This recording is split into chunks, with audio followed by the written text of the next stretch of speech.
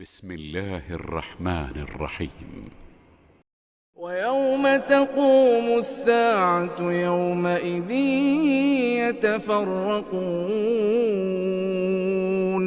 فأما الذين آمنوا وعملوا الصالحات فهم في روضة يحبرون وأما الذين كفروا وكذبوا بآياتنا ولقاء الآخرة فأولئك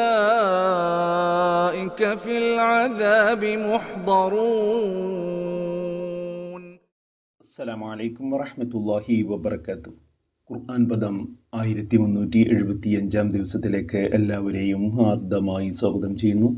വിശുദ്ധ ഖുർആനിലെ 30-ാമത്തെ അധ്യായമായ സൂറത്തുർ റൂമിലെ 14 മുതൽ 16 വരെയുള്ള ആയത്തുകളാണ് ഇന്ന് പഠനവിധേയമാക്കുന്നത്.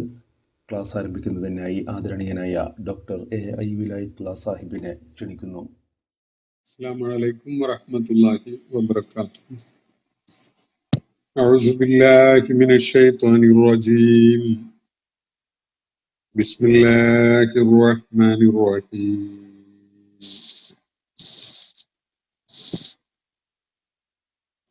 ويوم تقوم الساعة يومئذ يتفرقون فأما الذين آمنوا وعملوا الصالحات فهم في روضة يحبرون وأما الذين كفروا وكذبوا بآياتنا ولقاء الآخرة فأولئك في العذاب محضرون. صدق الله العلي العظيم. സൂറത്തുർ റൂമിലെ 14 മുതൽ 15 വരെയുള്ള ആയത്തുകളാണ് ഞാൻ നിങ്ങളെ ഓതി കേൾപ്പിച്ചിട്ടുള്ളത്. സൃഷ്ടികർമ്മം തുടങ്ങുന്നത് അള്ളാഹുവിന്റെ ഒരു നടപടിയായിരുന്നു എങ്കിൽ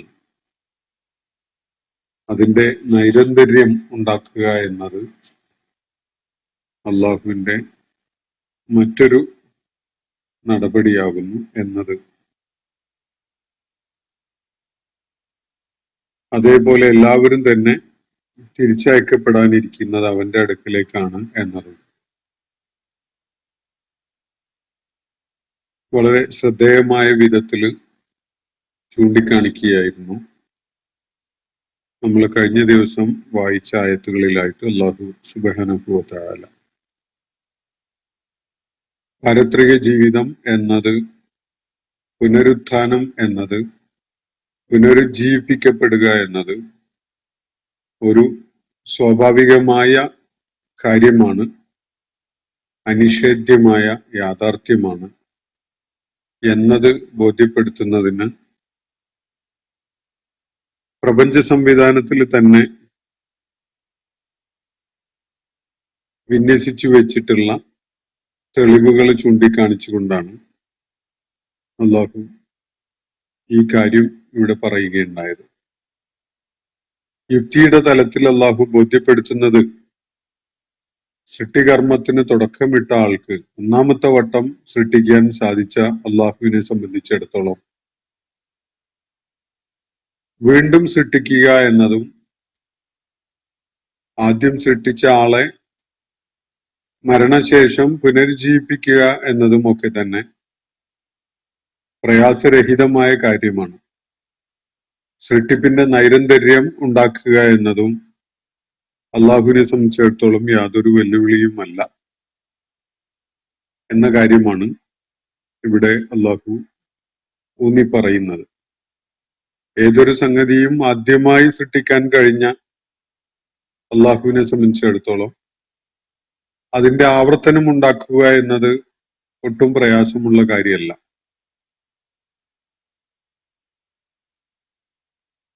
വീണ്ടും അവരൊക്കെയും തന്നെ പുനരുജ്ജീവിപ്പിക്കപ്പെടാൻ പോകുന്നു എന്ന കാര്യം ലോകത്തോട് പറയുന്നത് പ്രവാചകന്മാർ മുഖേന, ദിവ്യ വെളിപ്പാടുകൾ മുഖേന അത് ലോകത്തോട് പറയുന്നത് അല്ലാഹു സുബ്ഹാനഹു വ തആല തന്നെയാണ്. മനുഷ്യനെ സംബന്ധിച്ചിടത്തോളം ബോധ്യപ്പെടേണ്ടതായിരിക്കുന്ന ഒരേ ഒരു കാര്യം, ഈ കാര്യങ്ങൾ വെളിപ്പെടുത്തുന്ന ദൈവിക വെളിപ്പാടുകളായിട്ട് പരിചയപ്പെടുത്തപ്പെടുന്ന ഈ ആയാത്തുകൾ, ഇവയടങ്ങിയിട്ടുള്ള വേദഗ്രന്ഥം ദൈവികമാണോ അല്ലേ എന്നത് ബോധ്യപ്പെടുക മാത്രമാണ് മനുഷ്യന്റെ മുന്നിലുള്ള ഒരേ ഒരു വെല്ലുവിളി. ദൈവിക വെളിപ്പാട് അല്ലാതെ മറ്റൊന്നുമാകാൻ സാധ്യതയില്ല ഇത് എന്ന് ഒരാൾക്ക് ബോധ്യപ്പെടുന്ന പക്ഷം യുക്തിപൂർവകമായ ഒരു സമീപനത്തിൽ തന്നെ ഒരാൾക്ക് ഈ വെളിപ്പാടുകൾ ബോധ്യപ്പെടുത്തുന്ന കാര്യങ്ങൾ ഉൾക്കൊള്ളാനും സ്വീകരിക്കാനും സാധിക്കും. ഒന്നാമതായിട്ട് സൃഷ്ടികർമ്മം നടത്തിയിട്ടുള്ള അള്ളാഹുവിനെ സംബന്ധിച്ചിടത്തോളം അത് ആവർത്തിക്കുന്നതും അതേ സൃഷ്ടികളെ വീണ്ടും പുനഃസൃഷ്ടി നടത്തുന്നതും ഒന്നും തന്നെ പ്രയാസകരമായ ഒരു കാര്യമല്ല എന്നത് വളരെ യുക്തിഭദ്രമായ വിധത്തിൽ സ്ഥാപിക്കുകയാണ് നമ്മൾ വായിച്ചുകൊണ്ടിരുന്ന കഴിഞ്ഞ ദിവസം പഠന വിധേയമാക്കിയ ആയത്തുകളിലായിട്ട് അല്ലാഹു സുബ്ഹാനഹു വ തആല. അതിനെ തുടർന്ന് പാരത്രിക ലോകം സംജാതമാകുമ്പോൾ, നിലവിൽ വരുമ്പോൾ ഉള്ള ഒരു അവസ്ഥയെ കുറിച്ച് അല്ലാഹു പറയുകയാണ്.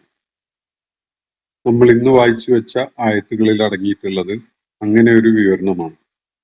വയൗമ തഖൂമു സ്സാഅതു, ആ അന്ത്യസമയം സംഭവിക്കുമ്പോൾ അല്ലെങ്കിൽ ആഗതമാകുമ്പോൾ, യൗമ ഇദി യതഫറഖൂൻ, ആ നാളിൽ അവര് വ്യത്യസ്ത വിഭാഗങ്ങളായിട്ട് വേർപിരിയും. മനുഷ്യരുടെ കൂട്ടത്തില് ധാരാളം കൂട്ടായ്മകൾ ഭൗതിക ലോകത്തുണ്ട്. പലതിന്റെയും പേരിൽ, പല താല്പര്യങ്ങളുടെയും അടിസ്ഥാനത്തില്, പല നിലപാടുകളുടെയും വിശ്വാസങ്ങളുടെയും ഒക്കെ പേരിൽ പല വ്യത്യസ്തമായ രീതിയിൽ സംഘടിതമായ അവസ്ഥയിലാണ് മനുഷ്യൻ ഭൂമുഖത്തുള്ളത്. ദേശത്തിന്റെ പേരിൽ, വംശത്തിന്റെ പേരിൽ, ഗോത്രത്തിന്റെ പേരിൽ, ഭാഷ, ജാതി തുടങ്ങിയ സംഗതികളുടെ പേരിൽ ഒക്കെ സംഘടിതരായിരിക്കുന്നവരാണ് മനുഷ്യർ. പലപ്പോഴും തീർത്തും ഇറാഷണലായ പല സംഗതികളിലേക്കും മനുഷ്യൻ പോകുന്നത് തന്നെ ഇങ്ങനെയുള്ള കൂട്ടായ്മയുടെ പൊതു താല്പര്യം എന്ന് പറഞ്ഞുകൊണ്ടൊക്കെ ആയിരിക്കും. ദേശീയത കത്തിക്കാളുന്ന ഒരു കാഴ്ചയാണ് നമ്മൾ ഇന്ന് കണ്ടുകൊണ്ടിരിക്കുന്നത്. യഥാർത്ഥത്തിൽ ദേശീയത എന്നത് സ്വാർത്ഥതയാണ്. സത്യത്തിനോടുള്ള പ്രതിബദ്ധതയും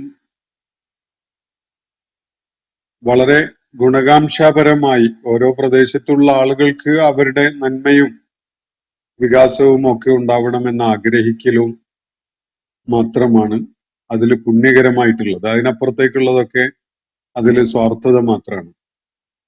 മഹാനായ ഇന്ത്യൻ ദാർശനികനും കവിയും ഒക്കെ ആയിരുന്ന രവീന്ദ്രനാഥ് ടാഗോർ വളരെ ശക്തമായ ഭാഷയിൽ ദേശീയതയെ പൊളിച്ചെഴുതുന്നത് അദ്ദേഹത്തിന്റെ വളരെ ശ്രദ്ധേയങ്ങളായ വരികളിലൂടെ പൊളിച്ചെഴുതുന്നത് നമുക്ക് കാണാൻ സാധിക്കും.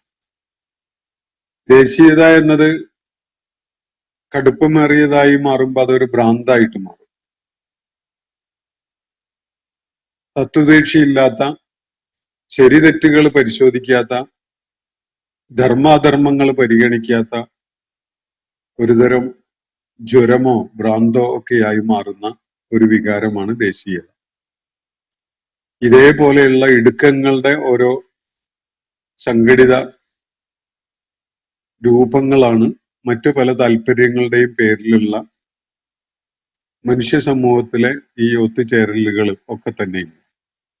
മുഴുവൻ മനുഷ്യനെയും അഭിസംബോധന ചെയ്തുകൊണ്ട്, മുഴുവൻ മനുഷ്യർക്കും ഇടം കൊടുത്തുകൊണ്ട്, മുഴുവൻ മനുഷ്യരെയും മുക്തിയുടെയും മോക്ഷത്തിന്റെയും മാർഗത്തിലേക്ക് ക്ഷണിച്ചുകൊണ്ട് അഭിസംബോധന ചെയ്യുന്ന ഒരു ജീവിത ദർശനം മാത്രമേ യഥാർത്ഥത്തില് ഇത്തരം ഇടുക്കങ്ങൾക്ക് അതീതമായി നിലകൊള്ളുകയുള്ളൂ എന്നതാണ് വസ്തുത. യാദൃച്ഛികത കൊണ്ട് മാത്രം നമുക്കൊരു പങ്കുമില്ലാത്തൊരു കാര്യമാണ് നമ്മൾ ഏത് നാട്ടുകാരനായി ജനിച്ചു എന്നത്. ആ നാടിന്റെയോ സമൂഹത്തിന്റെയോ പൂർവ്വകാലത്തെ പൈതൃകത്തിൽ നമ്മൾ അഭിമാനിക്കുന്നുവെങ്കിൽ എല്ലാ വിധത്തിലുള്ള ആ പ്രദേശത്തെ ആളുകളുടെ ദുഷ്ടതകളുടെയും തിന്മകളുടെയും അക്രമത്തിന്റെയും പേരുദോഷത്തിന്റെയും ഒക്കെ പൈതൃകവും നമുക്ക് അവകാശപ്പെടേണ്ടതായിട്ട് വരും. യഥാർത്ഥത്തിൽ അതിനൊന്നും നമ്മൾ ഉത്തരവാദികളല്ല. നമുക്ക് വിശേഷിച്ച ഒരു സംഭാവനയും നൽകിയിട്ടില്ലാത്തൊരു കാര്യമാണത്. നമ്മൾ അതിന്റെ ഗുണവും ദോഷവും ഒന്നും പങ്കാളികളായിട്ടുള്ള ആളുകളല്ല. കേവലം ദൈവികമായ തീരുമാനം കാരണമായിട്ട് മാത്രമാണ് നമ്മൾ ഓരോരുത്തരും, മനുഷ്യരിൽ ഓരോ കൂട്ടരും ഓരോ വ്യത്യസ്ത പ്രദേശങ്ങളിലായിട്ട് ജനിച്ചവരായി മാറിയതും വ്യത്യസ്ത സമൂഹങ്ങളുടെയോ അല്ലെങ്കിൽ വ്യത്യസ്ത വംശാവലിയുടെയോ ഒക്കെ ഭാഗമായിട്ട് ഭൂമുഖത്ത് രംഗത്ത് വന്നവരായി മാറുന്നതും ഒക്കെ തന്നെ. അതിലേതെങ്കിലും ഒരു മണ്ണിൽ ജനിച്ചവൻ പുണ്യമുള്ളവനും വേറെ ഒരിടത്തുള്ളവൻ അധമനും ഒന്നും ആകുന്നില്ല. കർമ്മങ്ങൾ കൊണ്ട് അള്ളാഹുവിനെ മുൻനിർത്തിക്കൊണ്ട് ചെയ്യുന്ന നന്മകളുടെ കാരണത്താൽ മാത്രമാണ്, തഖ്വയുടെ മാനദണ്ഡങ്ങൾ വെച്ചുകൊണ്ട് മാത്രമാണ് ഒരാൾക്ക് ഉയർച്ച ഉണ്ടാവുന്നതും ഔന്നത്യം ഉണ്ടാവുന്നതും ഒക്കെ. ബാക്കിയുള്ള കാര്യങ്ങളിലൊന്നും നമുക്ക് പങ്കില്ല. ഇപ്പൊ തൊലി വെളുപ്പിന്റെ പേരിൽ നമ്മൾ അഭിമാനിക്കുന്നുവെങ്കിൽ അതിൽ നമുക്ക് വിശേഷിച്ച ഒരു പങ്കുമില്ല. സൗന്ദര്യത്തിന്റെ പേരിൽ നമ്മൾ അഭിമാനിക്കുന്നുവെങ്കിൽ അതിലും നമുക്ക് വിശേഷിച്ച് ഒരു പങ്കുമില്ല. ബുദ്ധിവൈഭവത്തിന്റെ പേരിലാണെങ്കിൽ നമ്മുടെ ഓരോരുത്തരുടെയും ബുദ്ധിവൈഭവം നമ്മുടെ നേട്ടമൊന്നുമല്ല, അത് നമുക്ക് ഗിഫ്റ്റഡ് ആണ്, നമുക്ക് സമ്മാനമായിട്ട് ലഭിച്ചിട്ടുള്ളതാണ്. നമുക്കതിൽ പങ്കൊന്നുമില്ല. അതുപോലെ സർഗവാസനകളുടെയോ ദൈക്ഷണികമായ കഴിവുകളുടെയോ ഒക്കെ പേരിൽ ഇതൊന്നും തന്നെ നമ്മളുടെ പ്രയത്നത്തിലൂടെ നേടിയ കാര്യങ്ങളൊന്നുമല്ല, നമുക്ക് എന്തെങ്കിലും പങ്കുള്ളതുമല്ല. ജന്മനാ തന്നെ നൽകപ്പെട്ട ചില കാര്യങ്ങളാണ് എന്നത് കാണാൻ കഴിയും. ഇതുപോലെയൊക്കെ തന്നെയാണ് ദേശീയതയും അതുപോലെ മറ്റ് മേൽവിലാസങ്ങളും ഒക്കെ തന്നെ. അപ്പോ ദേശം, വംശം, ഗോത്രം, ഭാഷ, ജാതി അങ്ങനെ തുടങ്ങിയിട്ടുള്ള പല വിഭാഗങ്ങളായിട്ടാണ് ഭൂമുഖത്ത് മനുഷ്യരെ നമുക്ക് കാണാൻ സാധിക്കുക. എന്നാൽ അന്ത്യസമയം നടപ്പിലാക്കപ്പെടുന്ന ആ ഘട്ടത്തില് വയൗമ തഖൂമു സാഅത്തു, സാഅത്ത് സംഭവിക്കുന്ന ആ സന്ദർഭത്തില് യൗമ ഇദിൻ യതഫറഖൂൻ, അവര് ചില ഫിർഖത്തുകളായിട്ട് മാറുകയാണ്, ചില വ്യത്യസ്തമായ സംഘങ്ങളോ ചേരികളോ ഒക്കെ ആയിട്ട് മാറുകയാണ്. ഭൂമുഖത്തുണ്ടായിരുന്ന വിധത്തിൽ ജാതിയുടെ പേരിലുള്ള ഒരു സംഘാടനമോ ഭാഷയുടെയോ സംസ്കാരത്തിന്റെയോ പേരിലുള്ള ഒരു സംഘാടനമോ ഒന്നുമല്ല അവിടെ ഉണ്ടാകാൻ പോണത്. അവിടെ വേറെ ഒരു മാനദണ്ഡത്തിന്റെ അടിസ്ഥാനത്തിൽ ആളുകള് കക്ഷികളായി മാറുകയാണ്. യൗമ തഖൂമു സാഅത്തു, അന്ത്യസമയം സംജാതമാകുന്ന ആ ഘട്ടത്തില് യൗമ ഇതിൻ, ആ നാളിൽ, ആ സന്ദർഭത്തിൽ യതഫറഖൂൻ, അവര് സംഘങ്ങളായി കക്ഷികളായി തിരിയുന്നു. ഇവിടെ കക്ഷികൾ ഒരുപാടൊന്നും ഉണ്ടാവാൻ സാധ്യതയില്ല. രണ്ട് കക്ഷികളെയാണ് തുടർന്നുള്ള ആയത്തുകളിൽ അള്ളാഹു സൂചിപ്പിക്കുന്നത്. സൗഭാഗ്യവാന്മാരായി ജീവിത വിജയം നേടാൻ കഴിഞ്ഞ ആളുകളുടെ ഒരു കക്ഷിയും ഒരു സംഘവും, ജീവിത വിജയം നേടാൻ സാധിക്കാതെ ദൗർഭാഗ്യങ്ങൾ ഏറ്റുവാങ്ങേണ്ടി വരുന്ന ആളുകളുടെ മറ്റൊരു കക്ഷിയും. ഈ വിധത്തിലുള്ള രണ്ട് വേർതിരിവേ, രണ്ട് സംഘങ്ങളെ അവിടെ സാധ്യതയുള്ളൂ. ആ നിലക്കാണ് അള്ളാഹു ഇവിടെ സൂചിപ്പിക്കുന്നത്. ആ നാളിൽ സാഅത്ത് സംഭവിക്കുമ്പോ അന്ന് യൗമ ഇദിൻ യതഫറഖൂൻ, അവരൊക്കെയും തന്നെ വിഭാഗങ്ങളായിട്ട്, വ്യത്യസ്ത വിഭാഗങ്ങളായിട്ട് മാറുന്നു, അല്ലെങ്കിൽ വ്യത്യസ്ത കക്ഷികളായിട്ട് ഒത്തുചേരുന്നു. അപ്പൊ അമ്മല്ലദീന ആമനു, അതിൽ ഒന്നാമത്തെ കക്ഷി, ഒന്നാമത്തെ സംഘം അല്ലെങ്കിൽ ഒന്നാമത്തെ ചേരി അതേതാണ്? ഫഅമ്മല്ലദീന ആമനു വിശ്വാസം ഉൾക്കൊള്ളുകയും വഅമിലു സ്വാലിഹാത്ത് സൽക്കർമ്മങ്ങൾ അനുഷ്ഠിക്കുകയും ചെയ്ത ആളുകൾ, ആ സംഘത്തിന്റെ അവസ്ഥ എന്തായിരിക്കും? ഫീ റൗളത്തിൻ യുഹ്ബറൂൻ, അവര് ഒരു ഉദ്യാനത്തിലായിരിക്കും, ഒരു പൂന്തോട്ടത്തിലായിരിക്കും അവർ. യുഹ്ബറൂൻ, ആനന്ദാഹ്ലാദങ്ങളിലായിട്ട്, അതിൽ ആഹ്ലാദ തിമർപ്പിലായിട്ട് ഒരു അതിവിശിഷ്ടമായ റൗളത്തില്, അതിവിശിഷ്ടമായ ഒരു ഉദ്യാനത്തിലാണ് അവര് എല്ലാവരും തന്നെ ഉണ്ടാവുക. അവരുടെ കോമൺ ആയ പ്രത്യേകത എന്താണ്? അവരുടെ ഭാഷയല്ല, സംസ്കാരമല്ല, ദേശീയതയല്ല, കുലമല്ല, ജാതിയല്ല, വർണ്ണമല്ല, പ്രൊഫഷനല്ല, വിദ്യാഭ്യാസമല്ല, പിന്നെ എന്താണ്? അവരെ ഒന്നിപ്പിക്കുന്ന ഒരേ ഒരു ഫാക്ടർ, അവര് സത്യവിശ്വാസം ഉൾക്കൊണ്ടവരും അതിനെ അടിസ്ഥാനപ്പെടുത്തിക്കൊണ്ടുള്ള സൽക്കർമ്മങ്ങളിൽ വ്യാപൃതരാവുകയും ചെയ്തവരുമായിരുന്നു എന്നതാണ്. ചരിത്രത്തിലുടനീളം ഈ വിധത്തിൽ ജീവിച്ച ആളുകൾ ഒരൊറ്റ സംഘമായിട്ട് മാറുന്നു എന്നാണ് ഇവിടെ സൂചിപ്പിക്കപ്പെടുന്നത്. മനുഷ്യോൽപത്തി മുതൽ അവസാന ഘട്ടം വരെയുള്ള ആളുകളുടെ കൂട്ടത്തില് വിശ്വാസം ഉൾക്കൊള്ളുകയും സൽക്കർമ്മികളായിട്ട് ജീവിക്കുകയും ചെയ്ത ആളുകൾ സാഴത്ത് നടപ്പിലാക്കപ്പെടുമ്പോ, സാഴത്ത് നിലവിൽ വരുമ്പോ അവരൊക്കെയും തന്നെ ഒരൊറ്റ സംഘമായിട്ട് മാറും. ഒരു ഉദ്യാനത്തിൽ,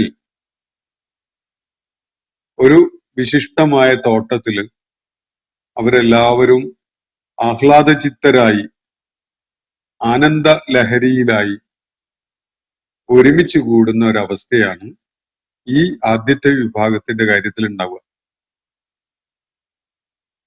എല്ലാ കാലഘട്ടങ്ങളിലെയും എല്ലാ പ്രവാചകന്മാരുടെയും പിന്മുറക്കാരായ, വിശ്വാസം ഉൾക്കൊള്ളുകയും അതിനെ അടിസ്ഥാനപ്പെടുത്തിക്കൊണ്ട് ജീവിച്ച ലക്ഷ്യമിട്ട് പ്രവർത്തനങ്ങളിൽ മുഴുകിയ ആളുകൾ, ആ ആളുകൾക്ക് ജീവിതത്തിന് ഒരു ലക്ഷ്യമുണ്ടായിരുന്നു. ആ ലക്ഷ്യം സാക്ഷാത്കരിക്കാൻ വേണ്ട പ്രവർത്തനങ്ങളാണ് അവർ നിരന്തരം ചെയ്തുകൊണ്ടിരുന്നത്. അത്തരം പ്രവർത്തനങ്ങളിൽ അവർ നിരന്തരം ഏർപ്പെട്ടുകൊണ്ടിരുന്നപ്പോഴൊക്കെയും തന്നെ അവരുടെ ജീവിത വീക്ഷണവും നിലപാടുകളും ഒക്കെ വളരെ കൃത്യതയുള്ളതും കൃത്യമായ ബോധ്യങ്ങളെ അടിസ്ഥാനപ്പെടുത്തിക്കൊണ്ടുള്ളതുമായിരുന്നു.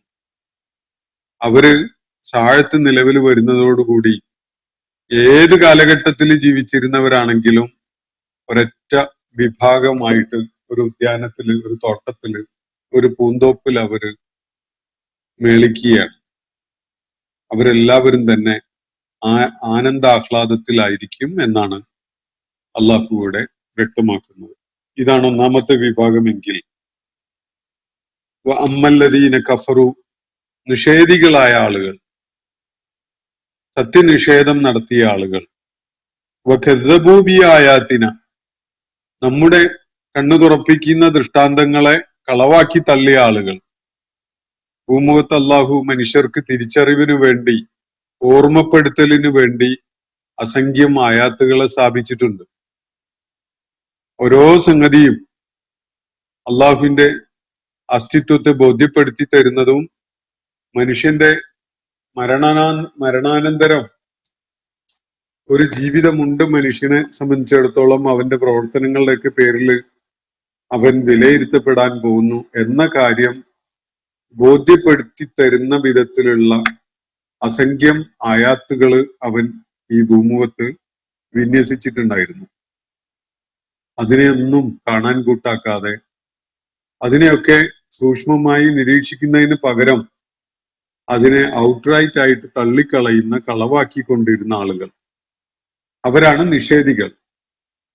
സത്യത്തെ ബോധ്യപ്പെടുന്ന മുറയ്ക്ക് അതിനെ തള്ളിക്കളയുന്ന, അതിനെ മൂടിയിടുന്ന, അതിനെ നിഷേധിച്ച് കളയുന്ന ആളുകൾ.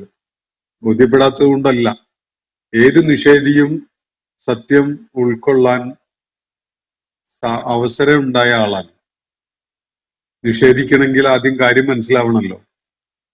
കാര്യം മനസ്സിലാവാതെ നിഷേധിക്കുന്നവര് എന്നൊരു ക്ലാസ് ഉണ്ടാവില്ല. പല വ്യത്യസ്തമായ തട്ടുകളിലായി, നിലവാരങ്ങളിലായി അവർ കാര്യങ്ങൾ മനസ്സിലാക്കുന്നുണ്ട്. മനസ്സിലാക്കുന്നതിന്റെ ഒരു പ്രതികരണം മാത്രമാണ് നിഷേധം എന്നത്. വേറൊരു പ്രതികരണം അത് അംഗീകരിക്കുക എന്നുള്ളതാണ്. അങ്ങനെ അത് അംഗീകരിക്കുന്നവരുടെ പേരാണ് മുഅ്മിനുകൾ, വിശ്വാസികൾ എന്നത്. ബോധ്യപ്പെട്ടിട്ടും അത് ഉൾക്കൊള്ളാൻ സന്നദ്ധരാവാതെ നിഷേധികളായി മാറുന്നവരുടെ പേരാണ് കാഫിറുകൾ എന്നത്. അങ്ങനെയുള്ള നിഷേധികളായ ആളുകൾ അവരുടെ മുഖ്യമായ അവർക്കെതിരിലുള്ള ഒരു ആരോപണം, ഒരു കുറ്റം കദ്ദബൂബി ആയാത്തിന എന്നതാണ്. നാം ഒരുപാട് സൂചനകൾ ഇവിടെ വെച്ചിട്ടുണ്ടായിരുന്നു. യാഥാർത്ഥ്യം ഉൾക്കൊള്ളാൻ അവരെ സഹായിക്കുന്ന വിധത്തിലുള്ള ദൈവിക പ്രതിഭാസങ്ങൾ, അസംഖ്യം ആയാത്തുകള് അള്ളാഹു ഈ ചുറ്റുപാടിലായിട്ട് വിന്യസിച്ചിട്ടുണ്ടായിരുന്നു. എന്നാൽ അവയെ കാണാനോ മനസ്സിലാക്കാനോ ഉൾക്കൊള്ളാനോ അംഗീകരിക്കാനോ അതിൽ നിന്ന് സൂചനകൾ വായിച്ചെടുക്കാനോ ഒന്നും സന്നദ്ധരാവാതെ അതിനെ ഔട്ട്റൈറ്റ് ആയിട്ട് കളവാക്കിക്കൊണ്ടിരിക്കുകയാണ് അവര് ചെയ്യുകയുണ്ടായത്. അവര് വലിഖാഇൽ ആഖിറ, പാരത്രിക ലോകത്തെ ഒരു കണ്ടുമുട്ടലിനെയും നിഷേധിച്ചവരാണ്. 3 വിഷയങ്ങളാണ് ഇവരുമായി ബന്ധപ്പെട്ടുകൊണ്ട് ഇവിടെ ഖുർആൻ ചൂണ്ടിക്കാണിക്കുന്നത്. ഒന്ന്, അവര് നിഷേധികളാണ്. രണ്ടാമത്തത്, അവര് അള്ളാഹുവിന്റെ ആയാത്തുകളെ കളവാക്കിയവരാണ്. മൂന്നാമത്തത്, അള്ളാഹുമായുള്ള ഒരു കൂടിക്കാഴ്ച, ഒരു സന്ധിക്കൽ, അതിനെ പാരത്രിക ലോകത്ത് അങ്ങനെ ഒരു സംഗതി ഉണ്ടാകും എന്ന ഖുർആൻ നടത്തിയ വെളിപ്പെടുത്തലിനെ തള്ളിക്കളഞ്ഞ, അതിനെ നിഷേധിച്ച ആളുകളാണ്.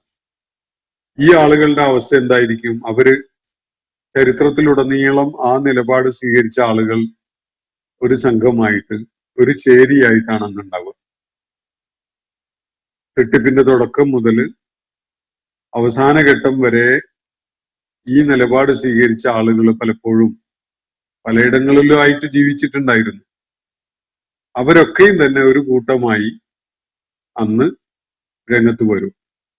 ആ ആളുകളുടെ അവസ്ഥ എന്തായിരിക്കും? ഫഉലൈക ഫിൽ അദാബി മുഹ്ളറൂൻ, ശിക്ഷയുടെ കേന്ദ്രത്തില് ഹാജരാക്കപ്പെടുന്നവരായിരിക്കും അവർ. അവർക്ക് മാറി നിൽക്കാനൊന്നും കഴിയില്ല, ഒളിഞ്ഞിരിക്കാനോ ദൈവിക നടപടികളിൽ നിന്ന് അകന്നു മാറി ഒഴിഞ്ഞു നിൽക്കാനോ ഒന്നും സാധ്യമല്ല. അവര് ഹാജരാക്കപ്പെടും എന്നാണ് പറയുന്നത്. എവിടെയാണ് ഹാജരാക്കപ്പെടാൻ പോകുന്നത്? ഫിൽ അദാബ്, ശിക്ഷയിലാണ്. എവിടെയാണോ ശിക്ഷ അനുഭവിച്ചുകൊണ്ടിരിക്കുന്നത് അവിടെ അവര് ഹാജരാക്കപ്പെടും.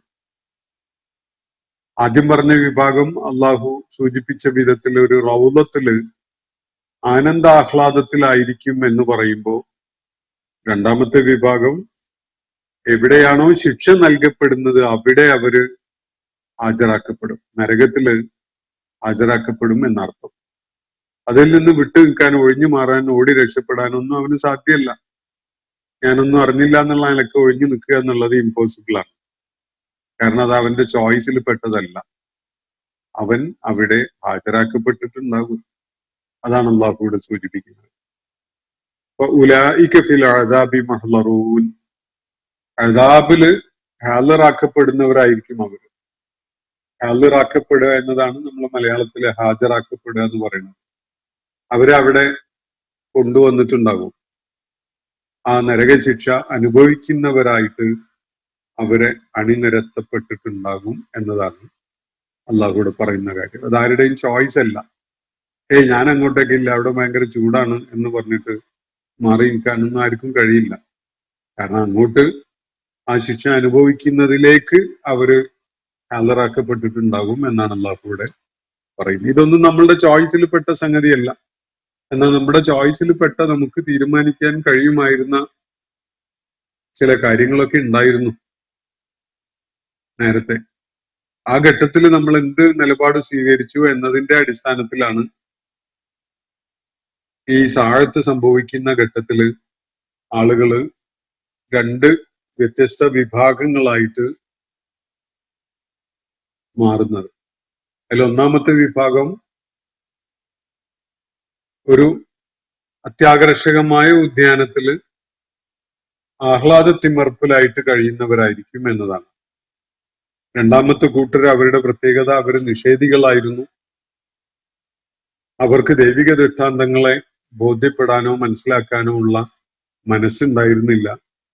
അള്ളാഹുവുമായി ഒരു കൂടിക്കാഴ്ചയുണ്ട്, അങ്ങനെ ഒരു സംഗതി അള്ളാഹു പാരത്രിക ലോകത്ത് ഒരുക്കിയിട്ടുണ്ട് എന്ന സംഗതിയെ പോലും തള്ളിക്കളയുന്നവരായിരുന്നു അവര്. എന്നാൽ അവരൊക്കെയും തന്നെ ശിക്ഷയിൽ ഹാജരാക്കപ്പെടുകയും ചെയ്യും. ഇതാണ് ഈ രണ്ട് വിഭാഗത്തെ കുറിച്ച് അള്ളാഹു നടത്തുന്ന വിവരണം. ഇന്നത്തെ സെഷൻ ഞാൻ അവിടെ അവസാനിപ്പിക്കുകയാണ്. ചില ചോദ്യങ്ങൾ പരിഗണിക്കാമെന്ന് വിചാരിക്കുന്നു. അപ്പോ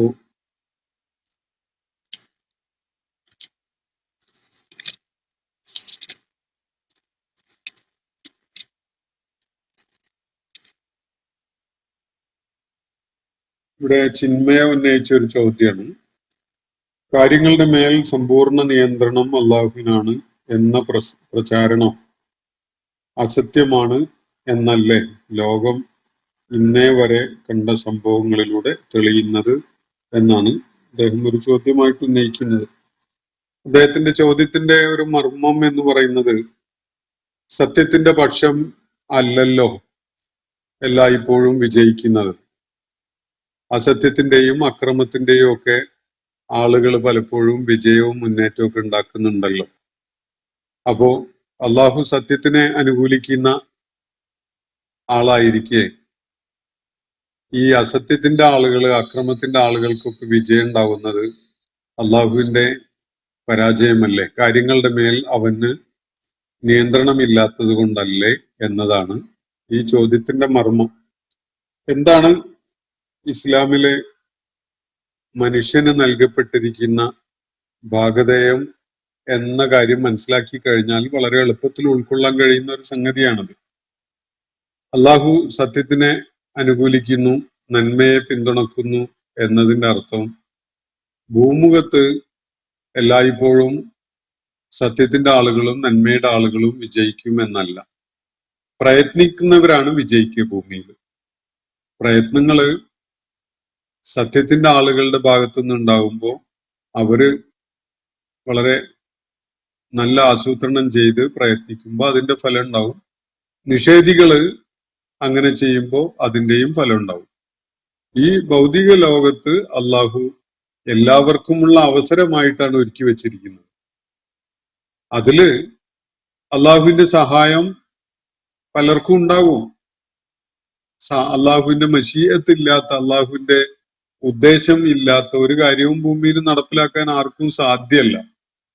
ആ നിയന്ത്രണത്തിൽ അല്ലെങ്കിൽ ആ നിബന്ധനക്കകത്ത് നിന്നുകൊണ്ട് തന്നെ നിഷേധികൾക്ക് അവരുടെ പല പ്രവർത്തനങ്ങളിലും മുഴുകാൻ കഴിയും, വിശ്വാസികൾക്ക് അവരുടെ കർമ്മങ്ങളിലും മുഴുകാൻ സാധിക്കും. പക്ഷെ ഇതല്ല കാര്യങ്ങളുടെ ആത്യന്തികത നിർണയിക്കുന്നത്. ഇത് ഈ രണ്ട് വിഭാഗത്തിലും അല്ലെങ്കിൽ വേറെ വിഭാഗങ്ങൾ ഉണ്ടെങ്കിൽ അവരെയും പരീക്ഷിക്കുന്നതിന് വേണ്ടി അള്ളാഹു ഒരുക്കിയ ഒരു സംവിധാനം മാത്രമാണ്. നിങ്ങൾ ഇസ്ലാമിന്റെ ആശയങ്ങൾ വെച്ചുകൊണ്ടാണ് കാര്യങ്ങൾ വിലയിരുത്തുന്നതെങ്കിൽ അതിന്റെ അടിത്തറ ഇതാണ്. ഇത് എല്ലാവർക്കുമുള്ള പ്രവർത്തന മണ്ഡലമാണ്. ഇവിടെ ഓരോരുത്തരും എന്ത് ജീവിത ദർശനത്തിന്റെ അടിസ്ഥാനത്തിൽ എന്ത് പ്രവർത്തനങ്ങളിൽ മുഴുകി എന്നതിനെ അടിസ്ഥാനപ്പെടുത്തിക്കൊണ്ടാണ് ഓരോരുത്തരുടെയും ജയപരാജയങ്ങളൊക്കെയും തീരുമാനിക്കപ്പെടാൻ പോകുന്നത്. അതുകൊണ്ട് ഇവിടെ ഏത് വിഭാഗവും വിജയിക്കാൻ ഭൗതികമായ മാനദണ്ഡങ്ങൾ വെച്ചുകൊണ്ട് വിജയം നേടാൻ ആർക്കും സാധിച്ചെന്ന് വരും. അതിനുള്ളൊരു അവസരമാണിത്. എന്നിട്ട് അതിന്റെ അടിസ്ഥാനത്തിലാണ് യഥാർത്ഥ വിജയം നിർണയിക്കപ്പെടുന്നത് എന്നാണ് ഖുർആൻ മുന്നോട്ട് വെക്കുന്ന ജീവിത ദർശനം തന്നെ. അതുകൊണ്ട് നിങ്ങളുടെ ഈ ധാരണ വളരെ അടിസ്ഥാനരഹിതമായതാണ്. ഒരാള് വലിയ ഉയരമുള്ള മരത്തിന്റെ മുകളിൽ കയറിയിട്ട് താഴേക്ക് അങ്ങ് ചാടിയാൽ വിശ്വാസിയായ ഒരാള് നിലത്ത് വീണ് കാലൊടിയൂലെന്നും അവിശ്വാസിയായ ഒരാൾ നിലത്ത് വീണാൽ കാലൊടിയും എന്നും അല്ല ഇസ്ലാം പഠിപ്പിക്കുന്നത്.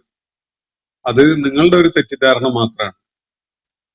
വിമാനം തകർന്നു വീണാല് അതിൽ യാത്ര ചെയ്യുന്ന എല്ലാവർക്കും അത് പ്രഹരമായിട്ടുണ്ടെങ്കിൽ തീർച്ചയായിട്ടും അവർക്കൊക്കെ അത് ബാധിക്കും.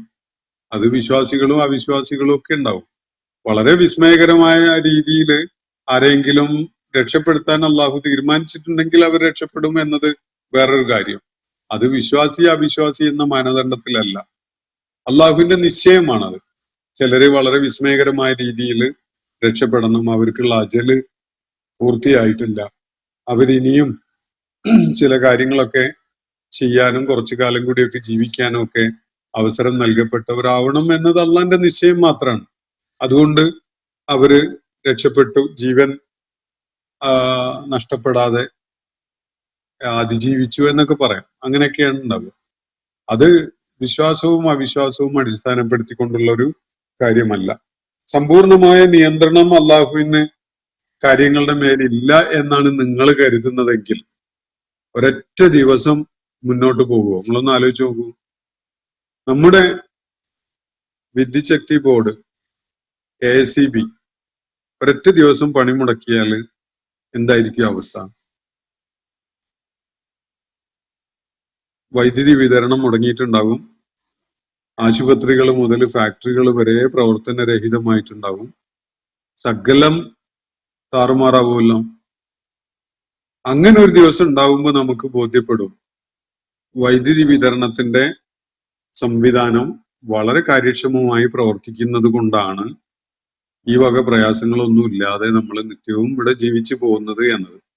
ഇത് വെറും വൈദ്യുതിയുടെ മാത്രം കാര്യമാണ്.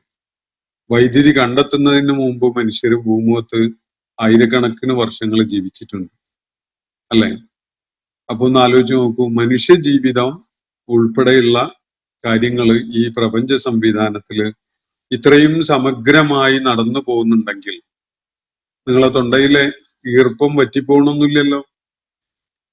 ഒന്ന് ആലോചിച്ച് നോക്കൂ, തൊണ്ടയില് ഈർപ്പം പ്രൊഡ്യൂസ് ചെയ്യാനുള്ള സംവിധാനം ശരീരത്തില് പ്രവർത്തനം മുടക്കി എന്നത് എന്തൊരു അതിഭീകരമായ വേദന അനുഭവിക്കുന്ന, പ്രയാസം നേരിടുന്ന ഒരു അവസ്ഥയായിരിക്കും നിങ്ങൾക്ക്. ആസൂത്രണമില്ലേ? അള്ളാഹ്ക്ക് കാര്യങ്ങളുടെ മേലെ നിയന്ത്രണം ഇല്ലേ? നിങ്ങളുടെ ശരീരത്തിലെ ഗ്രന്ഥികൾ പ്രവർത്തനക്ഷമമാകുന്നത് കൊണ്ടല്ലേ നിങ്ങളില് വായയില് ഉമിനീര് പൊടിയുന്നതും വായക്കകത്ത് എല്ലായ്പ്പോഴും ഈർപ്പം നിലനിൽക്കുന്നതും ഒക്കെ. അതങ്ങ് വറ്റിപ്പോയി എന്ന് വെക്കുക, ഉമിനീർ ഗ്രന്ഥി പ്രവർത്തനരഹിതമായി എങ്കിൽ നിങ്ങളുടെ നാവ് ഒന്ന് ചലിപ്പിക്കുമ്പോൾ ഒരു കടാര കുത്തി ഇറക്കുന്ന പോലെയാണ് നിങ്ങൾക്ക് വായക്കകത്ത് തോന്നുക. അത്രയും കഠിനമായ വേദനയായിരിക്കും. ശരീരത്തിന് വായക്കകത്ത് ഈ വിധത്തില് ഈർപ്പം നിലനിർത്തിക്കൊണ്ട് പോകുന്നത് കൊണ്ടാണ് നമുക്ക് നാവ് ചലിക്കുമ്പോൾ അതൊരു വേദനയായിട്ട് മാറാതിരിക്കുന്നത്. ഇത്ര സമഗ്രമായിട്ടുള്ള സംവിധാനമാണത്. അതിന്റെ പിന്നിൽ ഒരു ആസൂത്രണം ഇല്ല എന്നാണോ നിങ്ങൾക്ക് തോന്നുന്നത്? അവൻ സമ്പൂർണമായ നിയന്ത്രണം കാര്യങ്ങളുടെ മേല് ചെലുത്തുന്നത് കൊണ്ട് മാത്രമാണ് ഇത് ഇങ്ങനെ ഉണ്ടാവുന്നത്. ഒരൊറ്റ സീസണിൽ മഴ വന്നില്ല എന്ന് കരുതുക, നിങ്ങൾ ഉൾപ്പെടെയുള്ള എല്ലാവരും മുട്ടുകുത്തി പ്രാർത്ഥിക്കുന്നവരായി മാറും. വെള്ളം കിട്ടാതെ മനുഷ്യൻ ദാഹാർത്തരായി, ജീവജാലങ്ങളൊക്കെ ചത്തൊടുങ്ങി, കൃഷി നശിച്ചു, നിവൃത്തിയില്ലാണ്ടായിട്ട് മനുഷ്യൻ ആർത്ത് കരയുന്ന ഒരവസ്ഥയൊക്കെ ഉണ്ടാവും. ഒരാസൂത്രണം ഇല്ലേ ഇതിന്റെ പിന്നില്? കാര്യങ്ങളുടെ മേലെ നിയന്ത്രണം ഇല്ല എന്നാണോ നിങ്ങൾക്ക് തോന്നുന്നത്? അതൊക്കെ നിങ്ങളുടെ ബുദ്ധിക്ക്, നിങ്ങളുടെ വിവേചനപരമായ തിരിച്ചറിവിനൊക്കെ വിട്ടതാണ്. ഇതൊക്കെ പ്രയോജനപ്പെടുത്തി വേണമെങ്കിൽ ഉപയോഗപ്പെടുത്തിക്കോളൂ, അത്രയേ ഉള്ളൂ. ഇതൊക്കെ നിങ്ങളുടെ താല്പര്യം. നിങ്ങൾക്ക് ജീവിത വിജയം ശരിയായ അടിത്തറയിലും ദർശനത്തിന്റെയും ഒക്കെ മുകളില് ജീവിത വിജയം കണ്ടെത്തണം എന്ന ഒരു ആഗ്രഹം നിങ്ങളിൽ ഉണ്ടെങ്കിൽ കണ്ണു തുറന്ന് കാര്യങ്ങൾ മനസ്സിലാക്കാൻ വേണ്ടി ശ്രമിച്ചു നോക്കൂ. കാര്യങ്ങളുടെ മേൽ സമ്പൂർണമായ നിയന്ത്രണം യുദ്ധം ജയിക്കുന്നത് ഇസ്രായേൽ ആയാലും പലസ്തീൻ ആയാലും കാര്യങ്ങളുടെ മേൽ സമ്പൂർണമായ നിയന്ത്രണം പ്രപഞ്ചനാഥനായ അള്ളാഹുവിന് തന്നെയാണ് ഉണ്ടാവുക. അവനുള്ളത് കൊണ്ടാണ് ഇപ്പൊ വെടിവെക്കുമ്പോ അല്ലെങ്കിൽ മിസൈൽ അയക്കുമ്പോ, ഇസ്രായേൽ മിസൈൽ അയക്കുമ്പോ ഒരു പ്രത്യേക ദിശയിലേക്ക് അത് സഞ്ചരിക്കുന്നത്. ഒരു പ്രാപഞ്ചിക തത്വം അവിടെ പ്രവർത്തനക്ഷമമായി നിലനിൽക്കുന്നതുകൊണ്ടല്ലേ. അല്ലെങ്കിൽ ആ മിസൈൽ നേരെ അവന്റെ അണ്ണാക്കിലേക്ക് തന്നെ ചെന്ന് കയറൂലേ? ഒന്ന് ആലോചിച്ച് നോക്കൂ. എന്തുകൊണ്ടാണ് ശത്രുക്കളായിട്ട് അവര് കാണുന്ന പലസ്തീനികളുടെ നേരെ തന്നെ മിസൈൽ പോണത്? അത് അവര് തൊടുത്തു വിടുന്നത് ആ ദിശയിലേക്ക് തൊടുത്തു വിടുമ്പോ ആ ദിശയിലേക്ക് സഞ്ചരിക്കാന് അടിസ്ഥാനമായിട്ടുള്ള ചില പ്രാപഞ്ചിക നിയമങ്ങൾ പാലിക്കപ്പെടുന്നതുകൊണ്ടാണ്. അതിന്റെ മേൽ അള്ളാഹുവിന്റെ നിയന്ത്രണം നിങ്ങൾക്ക് കാണാൻ പറ്റുന്നില്ലേ? ആ നിയന്ത്രണവും ആ തത്വവും ഒക്കെ ഉണ്ടാക്കിയത് ഈ ഇസ്രായേൽ വിഭാഗത്തിൽപ്പെട്ട ആളുകളാണോ? മുകളിലോട്ട് ഒരു സാധനം വലിച്ചെറിഞ്ഞാല് താഴേക്ക് വീഴുന്നത് ഇസ്രായേലിയർ അങ്ങനെ സംവിധാനിച്ചത് കൊണ്ടാണോ? അതോ പടച്ചതമ്പുരാൻ ഈ പ്രപഞ്ചത്തിൽ വെച്ചിട്ടുള്ള സംവിധാനമാണോ അത്? കാര്യങ്ങളുടെ മേലെ ആർക്കാണ് നിയന്ത്രണം എന്ന് പറ. നിങ്ങള് ഈ വളരെ തൊലിപ്പുറമെ കാര്യങ്ങൾ വിലയിരുത്തുന്ന ഒരാളായിട്ട് നിലക്കൊള്ളരുത് എന്ന് മാത്രമാണ് എനിക്ക് ഈ സന്ദർഭത്തിൽ നിങ്ങളോട് പറയാനുള്ളത്. അപ്പോ ലോകത്ത് ഇന്നേ വരെ കണ്ടിട്ടുള്ള സംഭവ വികാസങ്ങള് തെളിയിക്കുന്നത് കാര്യങ്ങളുടെ മേൽ അള്ളാഹുവിന് നിയന്ത്രണമില്ല എന്നാണ് ചിന്മയ പറയുന്നത്. ഞാൻ പറയുന്നത് സത്യം ജയിച്ചാലും അസത്യം ജയിച്ചാലും, നന്മയുടെ പക്ഷം വിജയം കണ്ടെത്തിയാലും തിന്മയുടെ പക്ഷം വിജയം കണ്ടെത്തിയാലും കാര്യങ്ങളുടെ സമ്പൂർണമായ നിയന്ത്രണം അള്ളാഹുവിന്റെ കയ്യിൽ തന്നെയാണ്. അതുകൊണ്ടാണ് നിങ്ങളുടെ പദ്ധതികള് വിജയിക്കുന്നത്. നിങ്ങൾ ആസൂത്രണം ചെയ്തൊന്നുമല്ലല്ലോ അത്.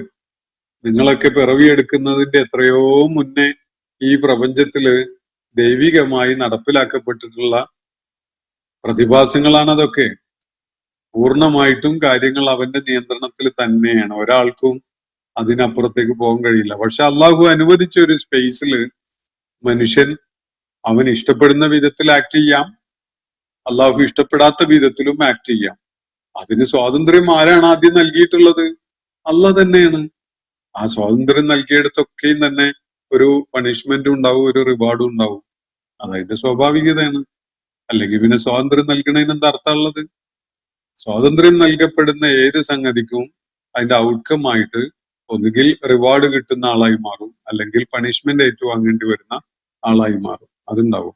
അതിന്റെ അർത്ഥം അത് നടപ്പിലാക്കിയ ആ പദ്ധതി നടപ്പിലാക്കിയ അള്ളാഹ്ക്ക് സംഗതികൾ പിടുത്തം വിട്ടു പോയി എന്നാണോ? നിങ്ങൾ കാര്യങ്ങളെ കുറച്ചുകൂടി ഗൗരവത്തിലും അതുപോലെ ആത്മാർത്ഥതയോടും കൂടി വിലയിരുത്താൻ വേണ്ടി ശ്രമിക്കണം എന്നാണ് എനിക്ക് സൂചിപ്പിക്കാനുള്ളത്. മറ്റൊരു ചോദ്യം ചിന്മയുടെ, അള്ളാഹുവിന്റെ നിയന്ത്രണം വാസ്തവമായിരുന്നു എന്ന വിശ്വാസം നബിക്ക് പോലും ഉണ്ടായിരുന്നോ എന്ന് സംശയമാണ്. അള്ളാഹുവിന് കാര്യങ്ങളുടെ മേല് നിയന്ത്രണമുണ്ട് എന്ന ഒരു വിശ്വാസം നബിക്ക് പോലും ഉണ്ടായിരുന്നു എന്ന് സംശയമാണെന്നാണ് ചിന്മയ പറയുന്നത്. മക്കം ഫത്തേഹിന് വേണ്ടിയുള്ള രഹസ്യ തയ്യാറെടുപ്പുകൾ, 10,000 പേരുടെ രഹസ്യ സൈനിക നീക്കവും അപ്രതീക്ഷിതമായി 3 തിരിഞ്ഞ് രാത്രിയിൽ ഒരു സൂചനയും നൽകാതെ മക്കയെ ചുറ്റി വളയുന്നതും സൂചിപ്പിക്കുന്നത് അള്ളാഹുവിന്റെ നിയന്ത്രണം എന്ന പ്രതീക്ഷ ആശ്രയിക്കാവുന്നത് അല്ല എന്നല്ലേ? നിങ്ങൾ അള്ളാഹിനെ മനസ്സിലാക്കിയതും ശരിയായിട്ടില്ല, നബിയെ മനസ്സിലാക്കിയതും ശരിയായിട്ടില്ല, പിന്നെ കാര്യങ്ങളുടെ മേൽ അള്ളാഹ്ക്കാണ് നിയന്ത്രണം എന്ന് പറയുന്നത് മനസ്സിലാക്കിയതും ശരിയായിട്ടില്ല. മനുഷ്യന് പ്രവർത്തനത്തിനുള്ള സ്വാതന്ത്ര്യം നൽകിക്കൊണ്ട് ഒരു സ്പേസ് അവൻ നൽകിയിട്ടുണ്ട്. അത് അള്ളാഹുവിന്റെ പദ്ധതിയുടെ ഭാഗമാണ്. അത് നിങ്ങൾക്ക് അനുഭവിച്ചറിയാൻ കഴിയുന്ന ഒരു യാഥാർത്ഥ്യവുമാണ്.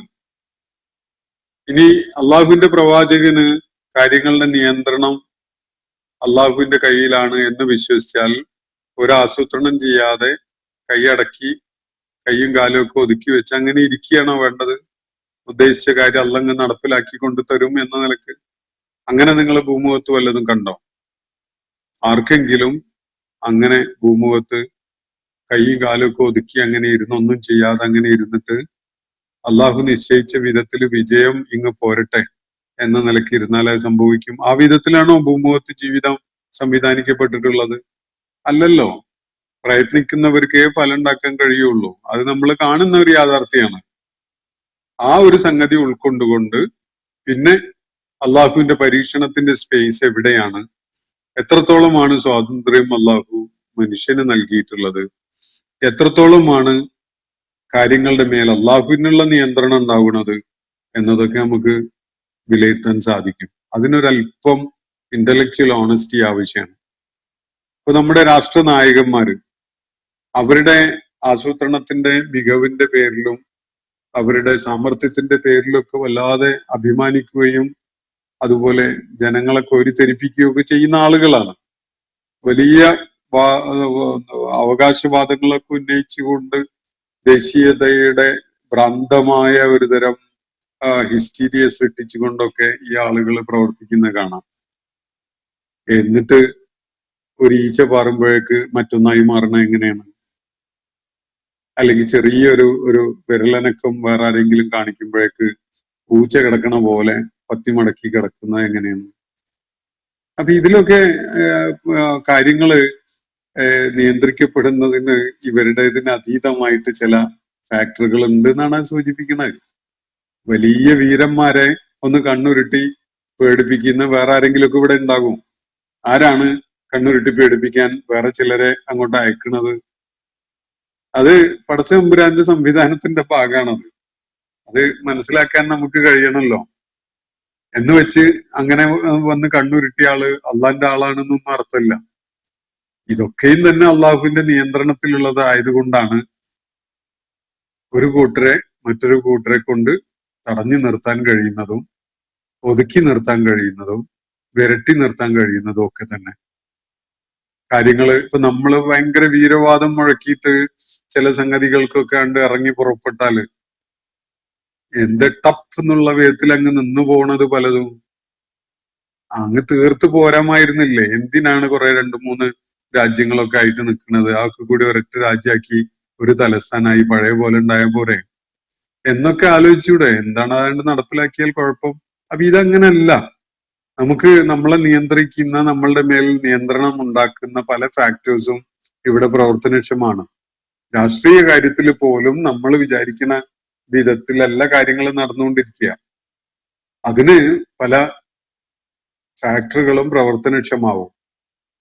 നമുക്ക് അവിടെയൊന്നും അള്ളാഹുവിന്റെ സാന്നിധ്യം കാണാൻ കഴിഞ്ഞെന്ന് വരില്ല. പക്ഷെ നമുക്ക് കാണാൻ കഴിയാത്ത ചില ചരടുകള് കാര്യങ്ങളുടെ പുറകിൽ അങ്ങനെ പ്രവർത്തിക്കുന്നുണ്ടാവും. നിങ്ങൾ ഭയങ്കര കരുത്ത് കാണിച്ചുകൊണ്ട് ഭയങ്കര മുന്നേറ്റം നടത്തുന്നതിന്റെ ഇടയിൽ നിങ്ങൾ ഒരു ഡയബറ്റിക് ആയി പോയി എന്ന് വിചാരിക്കുക. എത്ര ചലനം നിയന്ത്രിക്കപ്പെടും? ആരോഗ്യം നഷ്ടപ്പെടുന്നതോടുകൂടി നിങ്ങൾ എന്തുമാത്രം നിങ്ങളുടെ തീരുമാനങ്ങളിൽ മാറ്റം വരും, നിലപാടുകളിൽ മാറ്റം വരും. ആരോഗ്യം ഉള്ള സമയത്ത് ഭയങ്കര വീറും വാശിയും തന്റെ ഇടമൊക്കെ കാണിച്ചിരുന്ന ആളുകള് എന്തെങ്കിലും ഒരു അനാരോഗ്യം വന്ന് ചേരുന്നതോടുകൂടി എത്ര ദുർബലരായിട്ടാണ് പിന്നീട് പ്രതികരിക്കുന്നത് നമുക്ക് കാണാൻ കഴിയുന്നത്. അപ്പൊ കാര്യങ്ങളുടെ മേല് അള്ളാഹുവിന് തന്നെയാണ് നിയന്ത്രണം. നമുക്കൊരു അവസരം തന്നിട്ടുണ്ട്, ഒരു സ്പേസ് തന്നിട്ടുണ്ട് എന്നത് ശരി തന്നെയാണ്. അതിനപ്പുറത്തേക്ക് ചില നിയന്ത്രണങ്ങളും അതുപോലെ തന്നെ ചരടുവലികളും ഒക്കെ ഈ സംവിധാനത്തിനകത്ത് അള്ളാഹു വെച്ചിട്ടുണ്ട്. അപ്പോ മക്ക വിജയം നേടുന്നതിന് നബി സല്ലല്ലാഹു അലൈഹി വസല്ലം മുന്നൊരുക്കങ്ങൾ ചെയ്തു, സൈനിക സജ്ജീകരണം നടത്തി, എന്നിട്ട് മുന്നേറി എന്നത് അള്ളാഹുവിന് കാര്യങ്ങളുടെ മേല് നിയന്ത്രണം ഇല്ലാത്തത് കൊണ്ടല്ല. എന്തിനാ മക്ക വിജയം എടുക്കണത്? ബദർ യുദ്ധം പോലും അങ്ങനെ തന്നെ കണ്ടുകൂടായിരുന്നോ?